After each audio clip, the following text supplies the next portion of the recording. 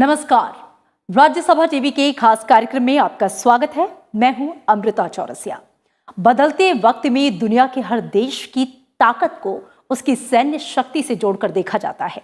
साथ ही लगातार बढ़ते खतरों और चुनौतियों का सामना करने और अपने को सुरक्षित रखने के लिए हर देश अत्याधुनिक मिसाइलों के निर्माण में जुटा हुआ है।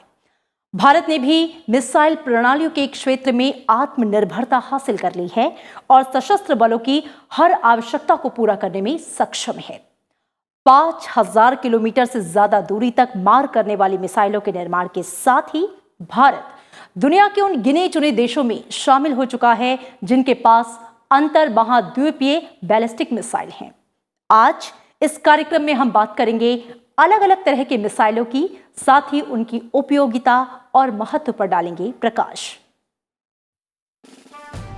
प्रमुख रूप से मिसाइलें दो प्रकार की होती हैं, क्रूज मिसाइल और बैलिस्टिक मिसाइल। बैलिस्टिक मिसाइल उस मिसाइल को कहते हैं जिसका प्रक्षेपण पथ सब ऑर्बिटल बैलिस्टिक पथ होता है। ये आकार में काफी बड़ा होता है और भारी वजन के विस्फोटकों को ले जाने में सक्षम होता है। ये मिसाइल अपना ईंधन लेकर चलते हैं। ये मिसाइल अपने प्रक्षेपण के प्रारंभिक चरण में ही निर्देशित की जाती हैं। इसके बाद इनका पथ ऑर्बिटल मैकेनिक्स के सिद्धांतों और बैलिस्टिक्स के सिद्धांतों से निर्धारित होता है। इसीलिए एक बार मिसाइल छोड़े जाने के बाद उनके लक्ष्य पर कोई नियंत्रण नहीं रह जाता। ऐसी मिसाइलों का इस्तेमाल आमतौर पर परमाणु बमों के लिए ही होता है, लेकिन कुछ मामलों में पारंपरिक हथियारों के लिए भी इस्तेमाल हो रहा है। भारत के पास पृथ्वी, अग्नि और धनुष मिसाइलें इस श्रेणी में आती हैं। क्रूज मिसाइल स्वचालित और स्वनिर्देशित होती हैं। ये सतह के काफी नजदीक उड़ती हैं। क्रूज मिसाइलें ज्वलनशील विस्फोटक के द्वारा लक्ष्य को भेदती हैं। ये आकार में बहुत छोटे होते हैं। ये मिसाइल आमतौर पर जेट इंजन से चलती हैं। इस मिसाइल को विस्फोटकों को उच्च सटीकता और उच्च गति से ले जाने के लिए बनाया जाता है। ये मिसाइल पारंपरिक और परमाणु बम दोनों के लिए ही कारगर माने जाते हैं, लेकिन अपने आकार के कारण और कम लागत के कारण उनका प्रयोग पारंपरिक हथियारों के साथ ज्यादा होता है।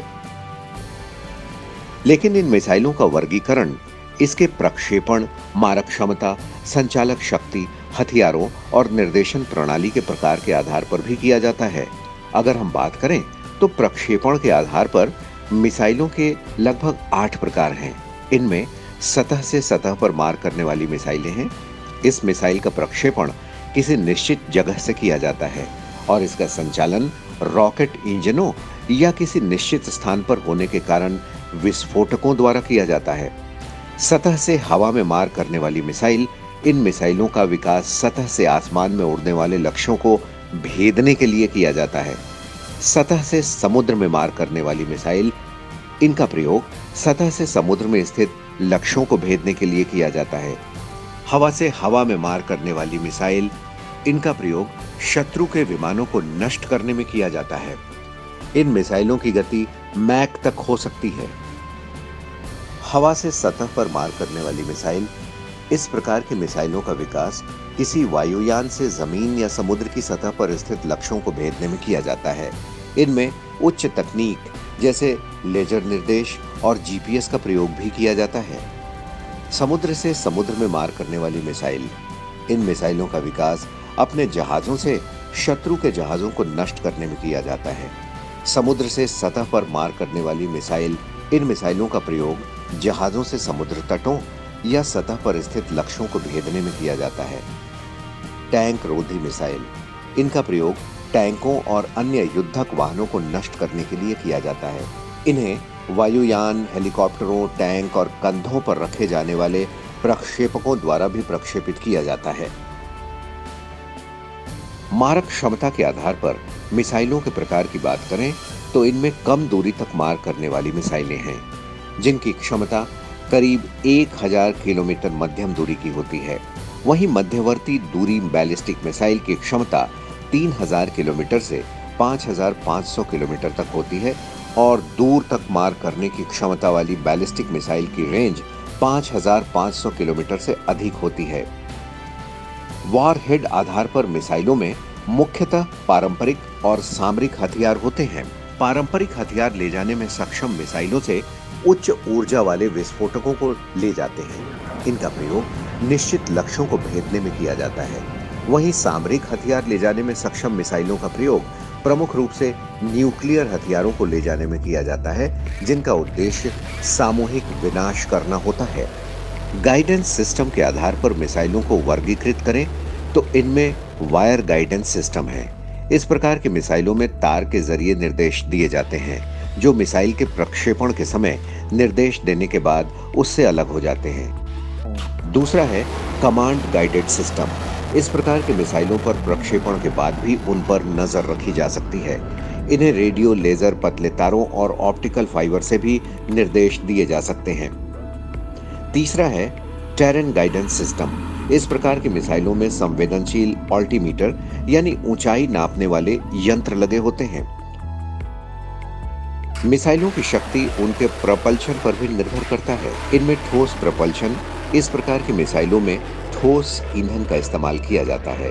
ये प्रमुख रूप से एल्यूमिनियम का पाउडर होता है और ठोस ईंधनों के प्रयोग से इसे आसानी से संग्रहित किया जा सकता है और उच्च गति भी पाई जा सकती है। तरल प्रपर्शन की मिसाइलों में तरल ईंधनों का प्रयोग किया जाता है। ये ईंधन प्रमुख रूप से हाइड्रोकार्बन होते हैं। इनके प्रक्षेपण आसानी से ईंधन के बहाव को वाल्व के जरिए रोककर नियंत्रित किए जा सकते हैं। हाइब्रिड प्रपल्शन की मिसाइलों में ठोस और तरल ईंधनों का इस्तेमाल होता है। रैमजेट में हवा के प्रवाह मिसाइल की गति के साथ ही होता है। निश्चित गति पर पहुंचने के बाद ईंधन को जलाने पर बड़ी मात्रा में गैसें पैदा होती हैं और ये पाराध्वनिक गति से बाहर निकलती हैं। वहीं स्क्रैमजेट रैमजेट इंजनों का विकसित रूप है, जिसका अर्थ होता है सुपरसोनिक कंबस्शन रैमजेट। इनमें तेज गति पर गैसों को जलाया जाता है और इसमें ईंधन के रूप में हाइड्रोजन का प्रयोग किया जाता है। वहीं बात करें क्रायोजेनिक प्रपल्शन की, तो इस मिसाइल में कम तापमान पर ईंधन का प्रयोग किया जाता है। इस प्रकार के इंजनों के लिए उच्च तकनीक की जरूरत होती है। इन मिसाइलों से लंबी दूरी तक बेहतर गति प्राप्त किया जा सकता है। गति के आधार पर क्रूज मिसाइलें 3 प्रकार की हो सकती हैं। इनमें सबसोनिक क्रूज मिसाइल हैं, जिनकी रफ्तार ध्वनि की रफ्तार से कम होती है। ये मिसाइलें मैक 81 मैक ध्वनि के रफ्तार के बराबर यानी 343 होती हैं। वहीं सुपरसोनिक क्रूज मिसाइल लगभग मैक 3 से 2 की रफ्तार से उड़ने में सक्षम होती हैं, यानी ये लगभग 1 किलोमीटर की दूरी 1 सेकंड में तय कर लेती हैं। उच्च गति से उड़ने के कारण ये मिसाइलें अति विध्वंसक होती हैं। भारत और रूस के सहयोग से निर्मित ब्रह्मोस मिसाइलें इसी श्रेणी में आती हैं। ब्रह्मोस मिसाइल विश्व में अपनी श्रेणी का एकमात्र कार्यरत मिसाइल है और हाइपरसोनिक क्रूज मिसाइल जोमैक से अधिक गति से उड़ने वाली मिसाइलें इस श्रेणी में 5 आती हैं। भारत में ब्रह्मोस 2 का विकास इस श्रेणी में किया जा रहा है। विश्व के कई अन्य देश भी इस तरह की मिसाइलों के विकास की प्रक्रिया में शामिल हैं। मिहिर पांडे, राज्यसभा टीवी। असैन्य परमाणु कार्यक्रम के साथ जरूरी है कि परमाणु हथियारों को ले जाने लायक तंत्र भी हो। भारत ने इस जरूरत को समझते हुए अग्नि और पृथ्वी जैसी कई और दूसरी स्वदेशी मिसाइलें विकसित की हैं। देश के पास अब न सिर्फ कम दूरी और मध्यम दूरी की बैलिस्टिक मिसाइलें हैं, बल्कि इंटरमीडिएट दूरी की बैलिस्टिक मिसाइलें और इंटरकॉन्टिनेंटल बैलिस्टिक श्रेणी की मिसाइलें भी हैं। इसके अलावा भारत के पास समुद्र से दागी जा सकने वाली मिसाइलें और सबमरीन लॉन्च्ड बैलिस्टिक मिसाइलें भी हैं। इनमें से ज्यादातर मिसाइलें परमाणु हथियार ले जाने में सक्षम हैं। 4, 3, 2, 1, now. भारत में बैलिस्टिक मिसाइलों पर अनुसंधान 1960 के दशक में शुरू हुआ। डॉक्टर एपीजे अब्दुल कलाम की अगुवाई में भारत ने 1982 में महत्वाकांक्षी मिसाइल कार्यक्रम की शुरुआत की। Integrated guided missile development programme के तहत भारत ने जल्द ही मिसाइल तकनीक को उन्नत बनाने में कामयाबी पाई। डीआरडीओ ने 1989 में अग्नि 1 का सफल परीक्षण कर भारत को मिसाइल की दुनिया में चुनिंदा देशों की सूची में ला खड़ा किया। मौजूदा वक्त में परमाणु क्षमता से लैस अग्नि मिसाइलें भारतीय मिसाइल प्रणाली की मुख्य रीढ़ हैं। भारत के पास MRBM यानी मीडियम रेंज बैलिस्टिक मिसाइल श्रेणी की अग्नि 1, अग्नि 2, IRBM यानी इंटरमीडिएट रेंज बैलिस्टिक मिसाइल श्रेणी की अग्नि 3, अग्नि 4, जबकि ICBM यानी इंटर कॉन्टिनेंटल बैलिस्टिक मिसाइल श्रेणी की अग्नि 5 मिसाइलें सेवा दे रही हैं।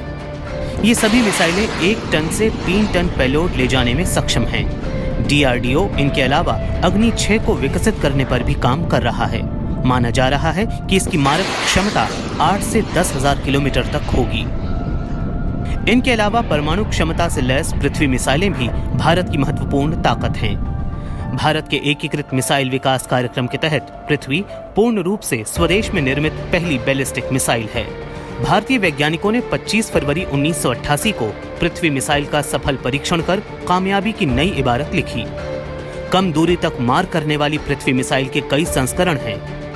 इनमें 150 किलोमीटर तक मार करने वाली पृथ्वी 1 के अलावा 250 किलोमीटर तक मार करने वाली पृथ्वी 2 और 350 किलोमीटर तक मार करने की काबिलियत रखने वाली पृथ्वी 3 मिसाइल शामिल हैं। पृथ्वी की सभी मिसाइलें SRBM यानी शॉर्ट रेंज बैलिस्टिक मिसाइल श्रेणी की हैं और इसके जरिए 1000 किलोग्राम तक के बम गिराए जा सकते हैं। पृथ्वी और अग्नि मिसाइल की सफलता के बाद भारतीय वैज्ञानिकों ने धनुष मिसाइल तैयार की। धनुष मिसाइल पृथ्वी मिसाइल का ही नौसैनिक संस्करण है। ये एकल चरणीय तरल ईंधन से संचालित पोत आधारित और कम दूरी की बैलिस्टिक मिसाइल है। सतह से हवा में मार करने वाली आकाश मिसाइलों का विकास 1990 में शुरू किया गया था। इस मिसाइल की सबसे खास बात यह है कि इसे टैंकों या ट्रकों जैसे चलित प्लेटफॉर्मों से भी लॉन्च किया जा सकता है। ब्रह्मोस मिसाइल भारत और रूस के द्वारा विकसित की गई सुपरसोनिक मिसाइल है। ये देश की अब तक की सबसे आधुनिक मिसाइल प्रणाली है। रेमजेट तकनीक पर आधारित ब्रह्मोस सुपरसोनिक मिसाइल 200 से 300 किलोग्राम पेलोड के साथ 300 किलोमीटर की दूरी पर अपने लक्ष्य को भेद सकती है। इस मिसाइल को जमीन से, हवा से, पनडुब्बियों से या युद्धपोत से भी प्रक्षेपित किया जा सकता है।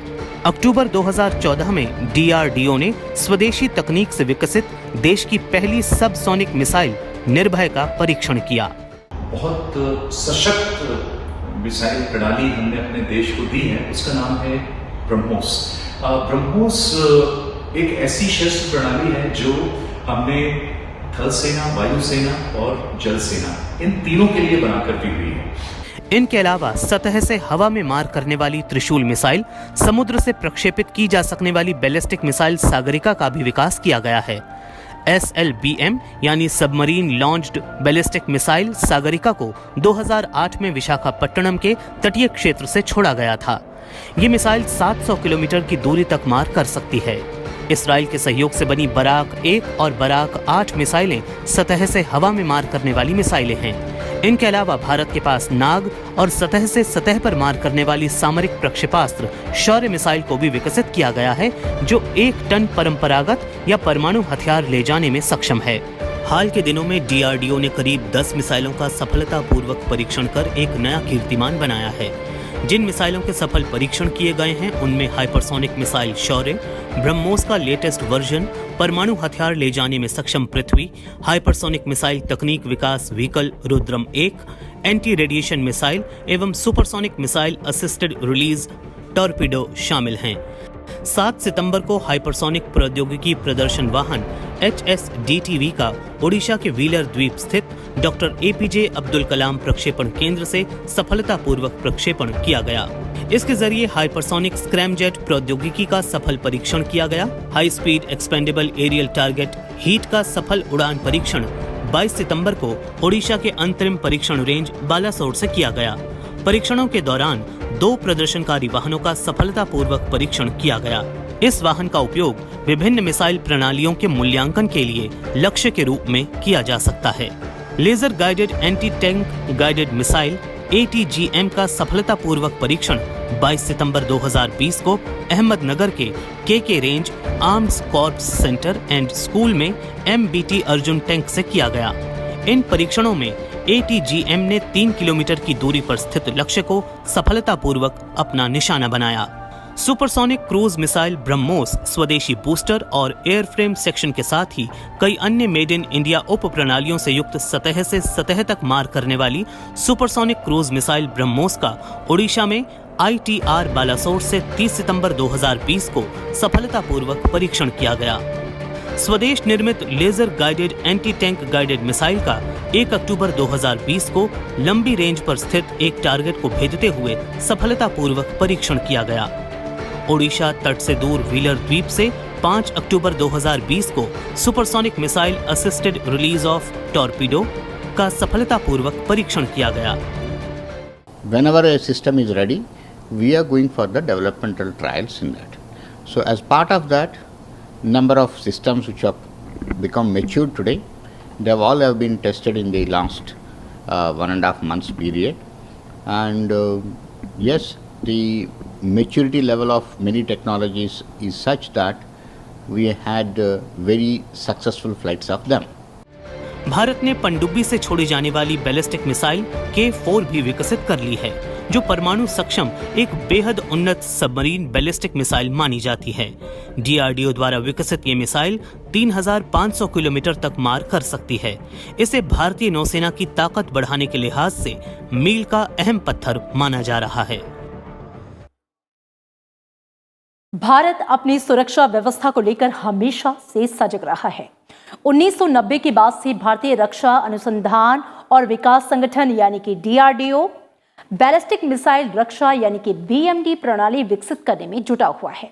इसमें पृथ्वी एयर डिफेंस और एडवांस एयर डिफेंस मिसाइल कार्यक्रम शामिल है और साथ ही पिछले कुछ समय में भारत रूस और अमेरिका से एयर डिफेंस सिस्टम खरीदकर अपने डिफेंस सिस्टम को मजबूत करने की दिशा में लगातार प्रयास कर रहा है। तो चलिए आपको बताते हैं इन एयर डिफेंस सिस्टम्स के बारे में।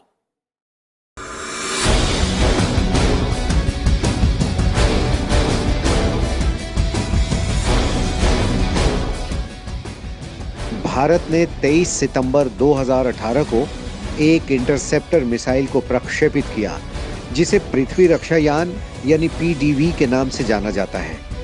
पृथ्वी रक्षा यान मिशन पृथ्वी के वायुमंडल में 50 किलोमीटर से अधिक की ऊंचाई पर लक्ष्य को भेदने में सक्षम है।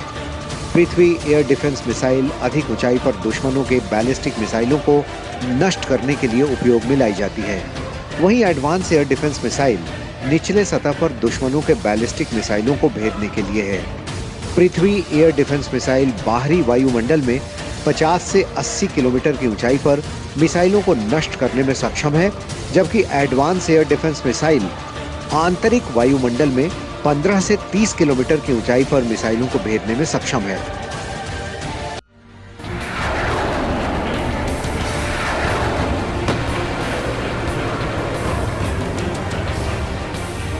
National advance surface to air missile system 2 NASAMS का अधिक विकसित रूप है, जिसमें टारगेट का पता लगाने के लिए अधिक क्षमता वाले रडार और 3D पेंसिल बीम निगरानी तकनीक का इस्तेमाल किया गया है। NASAMS 2 में 2 बैटरी का इस्तेमाल किया गया है, जिनमें एक साथ 12 मिसाइलों को फिट किया जा सकता है। इसमें शॉर्ट और मीडियम रेंज के IEM 120 अनाम्र मिसाइल का इस्तेमाल किया जाता है। NASAMS 2 में एक फायर कंट्रोल सेंटर, एक इलेक्ट्रो ऑप्टिकल कैमरा वाहन के साथ ही निष्क्रिय इलेक्ट्रो ऑप्टिक इंफ्रारेड सेंसर और हाई रियल टाइम संचार नेटवर्क तकनीक का भी इस्तेमाल होता है। लक्ष्य का पता लगाने और ट्रैक करने के लिए इसमें 3D सेंटिनेल रडार लगाया गया है। इसमें वॉशिंगटन के डिफेंस नेटवर्क की ही तरह दुश्मनों की मिसाइलों को आसमान में ही कम से कम समय में ट्रैक करने और उन्हें नष्ट करने के लिए फ्री डिस्ट्रीब्यूशन सेंटर के अलावा कमांड और कंट्रोल यूनिट भी होगी। NASAMS 2 मिसाइल प्रणाली से सक्रिय और निष्क्रिय मोड में एक साथ 72 लक्ष्यों को टारगेट किया जा सकता है।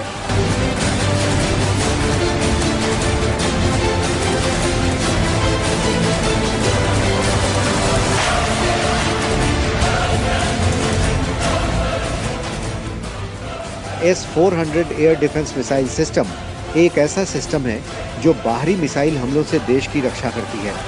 इसमें खास तरह का कमांड और कंट्रोल सिस्टम होता है। वहीं ऑब्जेक्ट को टारगेट करने के लिए इसमें कई रडार यूनिट्स लगे हुए हैं। यही वजह है कि यह संभावित मिसाइल हमले की तुरंत जानकारी देता है। जब जरूरत पड़ती है तो ये एंटी मिसाइल दागकर दुश्मन की मिसाइल को मार गिराता है। SS-400 डिफेंस मिसाइल प्रणाली में लगे रडार 100 से लेकर 300 टारगेट को ट्रैक कर सकते हैं। साथ ही इसकी मदद से भारत 600 किलोमीटर तक की रेंज में ट्रैकिंग कर सकता है। इस सिस्टम में मौजूद सुपरसोनिक और हाइपरसोनिक मिसाइलें 30 किलोमीटर तक की ऊंचाई पर 400 किलोमीटर की सीमा के अंदर दुश्मन के aircraft, fighter jet, stealth plane, missile सहित ड्रोन और सभी तरह के हवाई लक्ष्यों को भेदने में सक्षम है। इस डिफेंस प्रणाली से विमानों, क्रूज और बैलिस्टिक मिसाइलों के साथ साथ जमीनी ठिकानों को भी निशाना बनाया जा सकता है। इसके अलावा ये मिसाइल प्रणाली एक ही समय में 400 किलोमीटर की रेंज में 36 टारगेट को निशाना बना सकती है।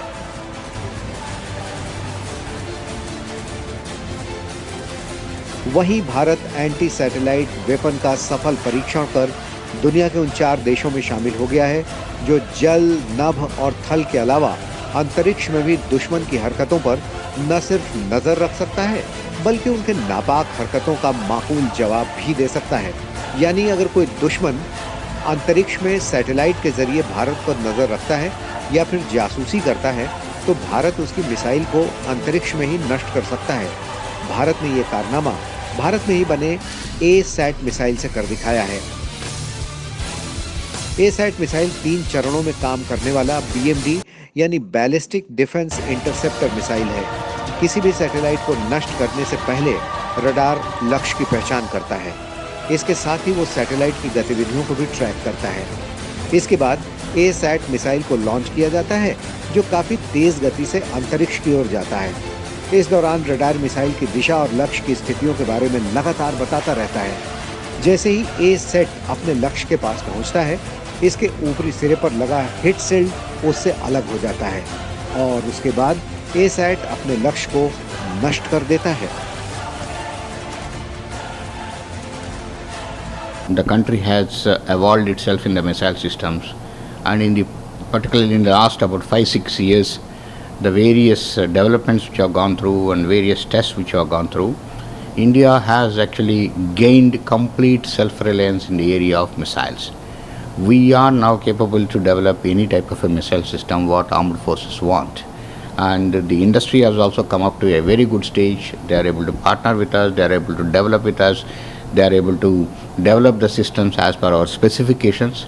And so now I can say that any system what armed forces want in the missiles, we will be able to develop ourselves and deliver it to them. Bharat ने विदेशी मदद के साथ साथ अपने खुद के एयर डिफेंस सिस्टम को मजबूत कर देश को किसी भी बाहरी हमले से पूरी तरह से सुरक्षित करने की तैयारी कर ली है। और हम ये कह सकते हैं कि भारत में मौजूद ये आधुनिक एयर डिफेंस सिस्टम हमें हर खतरे से बचाने में सक्षम है। आकाश पोपली, राज्यसभा टीवी। भारत को मिसाइल और परमाणु शक्ति संपन्न बनाने में अहम योगदान देने वाले पूर्व राष्ट्रपति और भारत रत्न डॉक्टर APJ अब्दुल कलाम जितने महान वैज्ञानिक थे उतने ही विराट व्यक्तित्व के धनी भी। उनके मन में हमेशा भारत को विकसित राष्ट्र बनाने का सपना पलता था। जीवन भर वो देश की शिक्षा, सुरक्षा को सशक्त करने में जुटे रहे। राष्ट्र निर्माण में उनका योगदान अतुलनीय है।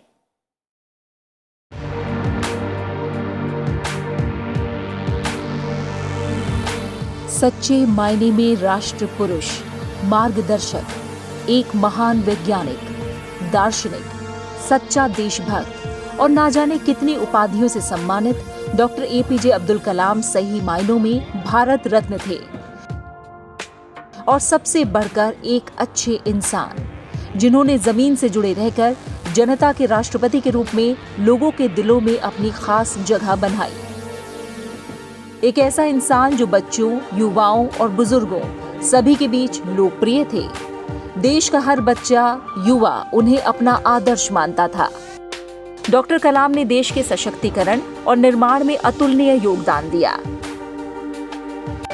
यही नहीं, आज अगर हम अपनी जमीन से हवा में मार करने वाले मिसाइल, टैंक भेदी मिसाइल और री-एंट्री एक्सपेरिमेंट लॉन्च व्हीकल यानी रैक्स मिसाइलों की वजह से खुद को सुरक्षित महसूस करते हैं, तो इसमें सबसे महत्वपूर्ण योगदान missile man doctor Abdul Kalam का ही है। डॉक्टर कलाम के नेतृत्व के बाद हमारे देश ने विज्ञान तथा टेक्नोलॉजी के अनेक क्षेत्रों में प्रगति की है और यह प्रगति जब हमारे देश के ऊपर जितने भी औद्योगिक रूप से विकसित देश थे उन्होंने प्रतिबंध लगाए हुए थे, उन प्रतिबंधों के बावजूद हमने ये प्रगति करी हुई है। देश में मिसाइल निर्माण और मिसाइल कार्यक्रम में डॉक्टर अब्दुल कलाम की भूमिका बेहद ही महत्वपूर्ण है। भारत के रक्षा अनुसंधान और विकास संगठन यानी DRDO के मिसाइल कार्यक्रम के वो अगुवा रहे। उनकी अगुवाई में ही अग्नि और पृथ्वी जैसी स्वदेशी तकनीक से बनी मिसाइलें तैयार हुई। डॉक्टर अब्दुल कलाम ने ही 1980 के दशक में integrated guided missile development programme को डिजाइन किया, जिसकी मदद से पृथ्वी, अग्नि, त्रिशूल, आकाश, नाग समेत कई ताकतवर मिसाइलें बनी। देश की पहली मिसाइल पृथ्वी डॉक्टर कलाम की देखरेख में ही बनी थी। इन मिसाइलों की सफलता ने डॉक्टर APJ अब्दुल कलाम को मिसाइल मैन के नाम से लोकप्रिय बना दिया। यही नहीं, डॉक्टर कलाम की देखरेख में ही भारत ने 1998 में पोखरण में अपना दूसरा सफल परमाणु परीक्षण किया और परमाणु शक्ति से संपन्न राष्ट्रों की सूची में भारत शामिल हुआ। डॉक्टर कलाम ने देश में मिसाइलों का निर्माण करके भारत की सुरक्षा को नए आयाम दिए। आज कोई भी देश भारत को आंख दिखाने से पहले 10 बार सोचता है, तो इसके पीछे डॉक्टर कलाम की मेहनत का बड़ा योगदान है। ये डॉक्टर कलाम की दृढ़ इच्छा शक्ति ही थी जिसने अत्याधुनिक रक्षा तकनीक की भारत की चाह को साकार किया। चाहे परमाणु हथियार हो, देश का अंतरिक्ष कार्यक्रम हो, बैलिस्टिक मिसाइल परियोजना या लड़ाकू विमान परियोजना, सभी में उनके अतुलनीय योगदान ने उनके नाम को हर भारतीय की जुबां पर ला दिया और उन्हें देश का हीरो बना दिया। Bureau report, Rajya Sabha TV.